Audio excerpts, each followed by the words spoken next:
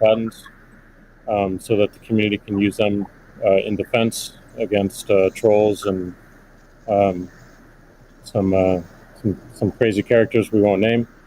And we continue to find ways that, like, following that Bitcoin path, we're going to create a hardware wallet. We're probably going to do a lot more in hardware. Everything that we do in the space is going to be completely open source, from the hardware design to the software, taking in the community's push. And we're building a developer platform as well, in the same open development, open source, and completely transparent. So I think as institutions or companies like ours consider getting in the space, I think contribution back to the community is important. Tesla did this with accepting payments for Tesla and finding security holes and improving the stack. And as I said before, we can't just see this as an asset that we own and an investment vehicle. This is something that has the potential to change everything and make the lives of everyone on this planet better in some small, maybe marginal way, but those margins will be meaningful as they compound over time. Great. Elon, you've tweeted before that any wallet that doesn't give the user their private key should be avoided at all costs. Can you tell us more about why is that important, and how does what's its relationship with decentralization? Well, it's difficult to say that if you own crypto in an exchange and the exchange does not give you your private keys, it's not clear that you own anything. I mean, if there's something that, if that exchange breaks or is hacked or or is subject to seizure by the government or something like that, your crypto is gone. So in order to actually have a properly decentralized finance, which I'm a fan of, I think it makes sense. Then you have to own your private keys, and you should be the only one who has your private keys. So if you're the only one who has the private keys, then you own it. If someone else has your private keys, effectively they own it too, and the security of your crypto is then dependent upon them or any entity that can affect them. So I think what Jack's doing sounds like a good idea, to have a hardware wallet that's the only thing that contains your private keys. Like that's like in terms of sort of empowering the people, which I very much believe in. Then I think you want to have people have their own wallets and be the only ones that have the private keys to that wallet, so-called wallet, the other side of the of the crypto. Right. I agree, and I think we'll see an emergence too of new solutions that use multi-sig, like with a 2 of 3 keys, where the user has 2 keys, and then you get assisted custody by having an institution hold a 3rd key. Can be a good solution as well. Yeah. Well, you can just put your private key in something that has dual access or voting access as an application on an existing network. Right. So the Bitcoin community is known for staunchly defending Bitcoin's principles. Sometimes it can be rude and aggressive, but I think what it stems from is just a desire to not have wealthy or powerful people or institutions negatively impacting Bitcoin or sort of changing the rules in favor of them. I'm curious to hear from each of you what role you feel like you and your own institutions, your own companies, what role can you play in Bitcoin, and how do you positively impact it without having these negative drawbacks? Kathy, maybe start with you. Sure. Yes. Well, ARK has stood for 2 things: democratization and transparency. Democratize it. We're the closest you'll find to a venture capital fund in the public equity markets, and I kind of feel that Bitcoin, or we have Bitcoin's DNA from that point of view. So one of the things in terms of democratization is education. We have one of our missions, values, is to educate, and I do believe that that some of Yacine El-Mandra's white papers. Yacine's our lead crypto analyst, who's worked very closely with you, Steve, on this conference, are helping the cause. We've done, and not only for retail investors, we found that we had to do a bit more when it came to institutional investors, just because of the way that they invest and the way they like to receive information. So just like in our investments, we've been the retail community has been more attracted to us first, and now the institutional community is coming along. So I do think our transparency of research, especially in the social world, social media, pushing our research out to for free to anyone, is part of our way of helping the community. And I do think encouraging, and this is something that Jack just said, I would encourage the support of the Bitcoin core developer community. As I said before, it's amazing to me, having gotten to know some of them, how strong their sense of purpose is here. And so we'd like to be helpful in making that happen as well. That's great. Jack, how about you? How do you view your own personal role and the companies you run? I think my own personal role through the companies I run is to really push for more decentralization. Like at everything that we intend to do with the wallet, being non-custodial, building a developer platform, focusing on non-custodial solutions. On the Square side is important, being completely open development and open source. But I also think it's important on the Twitter side as well. My biggest focus right now is on a decentralized social media protocol. We're calling it Blue Sky. It's super, super early, but we've learned a lot from what makes Bitcoin Bitcoin and why that's important. I've learned a lot in that sense as well. And I think, just continuing to push on that thread and show it with our actions every single day in support of this community that's taught me so much and I think will benefit so many people. That's what I'm focused on. What about letting Twitter advertisers pay in crypto? Yeah, I mean, I think enabling anyone. I mean, as you know, Elon, like if we had Bitcoin or native currency for the internet before Twitter started, like it just creates so many different business models that we wouldn't have to be so dependent upon advertising generally. And sure. I do believe that that we have them, any form of payment that they want to use, we should be able to take. So okay. Absolutely, but I'm more focused on like how do we create economic incentives in the network itself without having to rely on advertising. Yeah, it's just that the money has to come off of the crypto so-called coins, the hash strings, have to come off and get translated into real products and services. So the more sort of off-ramps there are to real products and services, even at the institutional level, although I mean there are certainly many small advertisers on Twitter, it seems like accepting Bitcoin, maybe some other cryptos for advertising payments on Twitter would be supportive of Bitcoin. 100%, and also looking at just general commerce sure. through Twitter itself. That was great. Sorry, what, Elon?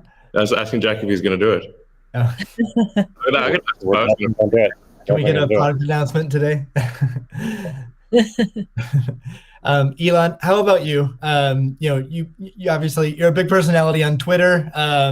What are your thoughts on your role and your company's role in Bitcoin and sort of preserving the ethos? Yeah, I mean, I generally think we should do things that benefit the people as a whole and increase the probability that the future is good. So, I think to me, it just seems self-evident that we should kind of take these set of actions most likely to make the future good. And I think probably crypto or some of the cryptocurrencies will make the future better, most likely. It's not, I always think of these things in terms of probabilities, but I think it's probably better for there to be a prosperous Bitcoin, Ethereum, Dogecoin, maybe some others in the future. And I think it can have an empowering effect for individuals and increase the power of the individual relative to government. And really, if you think of government is just a corporation in the limit. So sometimes some people are like against corporations but for government. It's like, guys, government is just a corporation in the limit.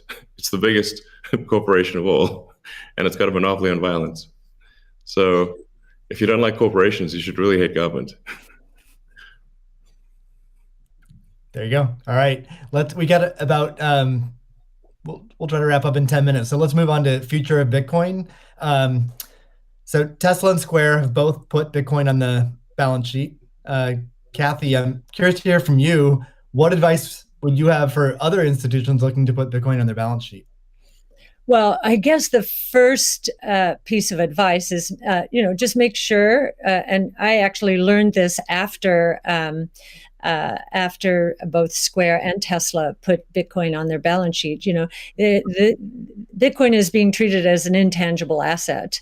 And so we need to get FASB to reconsider this, because with an intangible asset, if the asset goes up in price, it can't be marked up on their books. But if it goes down, it must be marked down.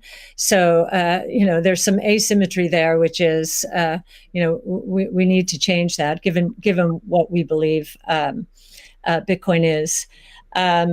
And I do believe if I'll harken back to something, well, it was either Elon or Jack said, think about it.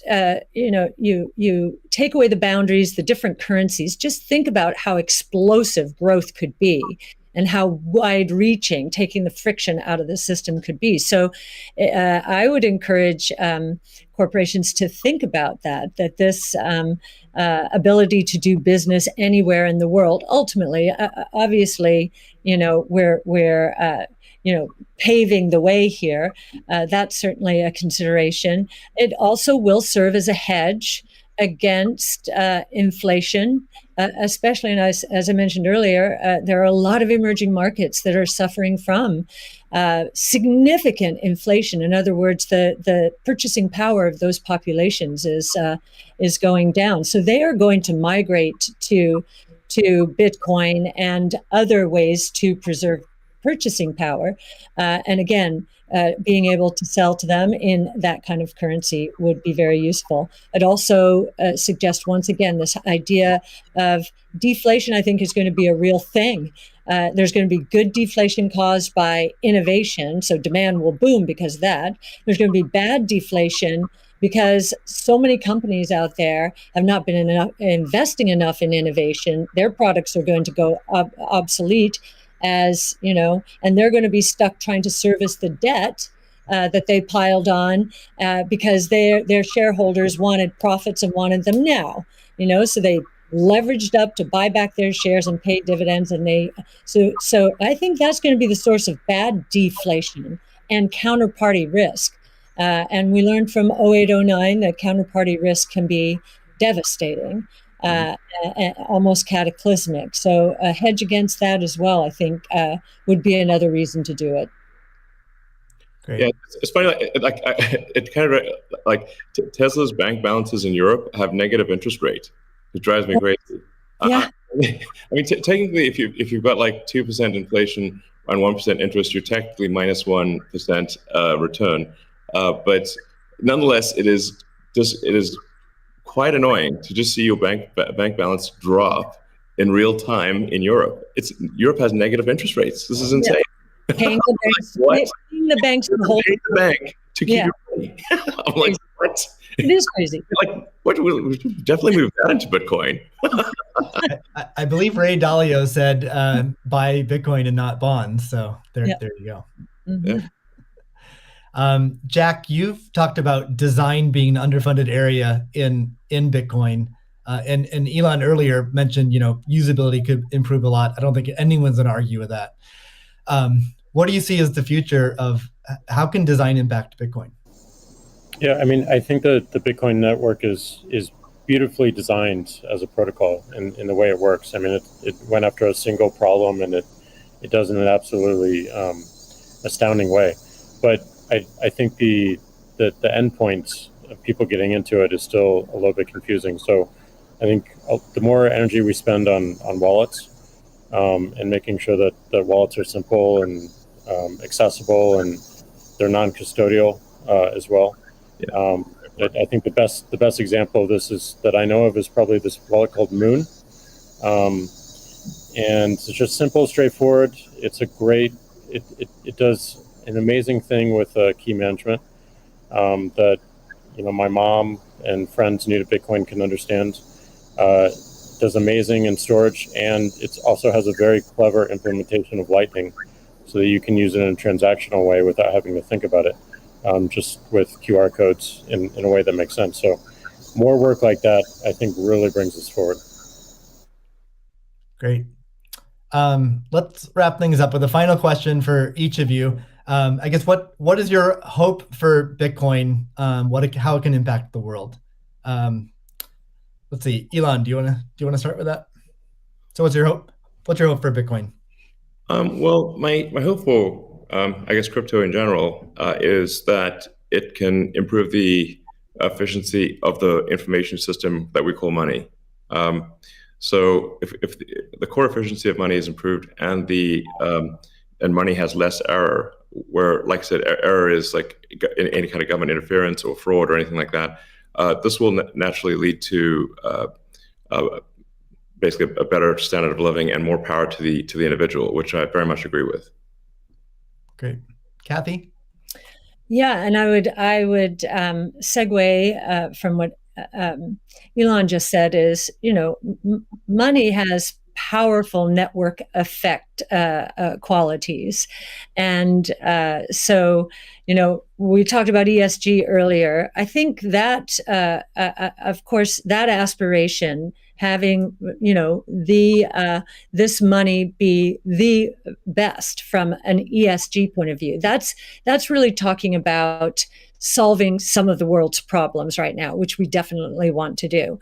But I also am very excited about this idea of network effect and the convergence of blockchain technology and artificial intelligence from a technology point of view. I think, think about the internet in the earliest days. We couldn't imagine what was going to happen, but the impetus to growth was pretty incredible. So I am looking at this rules-based monetary policy, making for better lives around the world, as we've just said. But I'm also looking at the technology itself and the convergence between blockchain technology and artificial intelligence, to change the world in ways that we cannot imagine right now, solving even more problems, but creating more opportunities as well, which is the history of technology and disruptive innovation.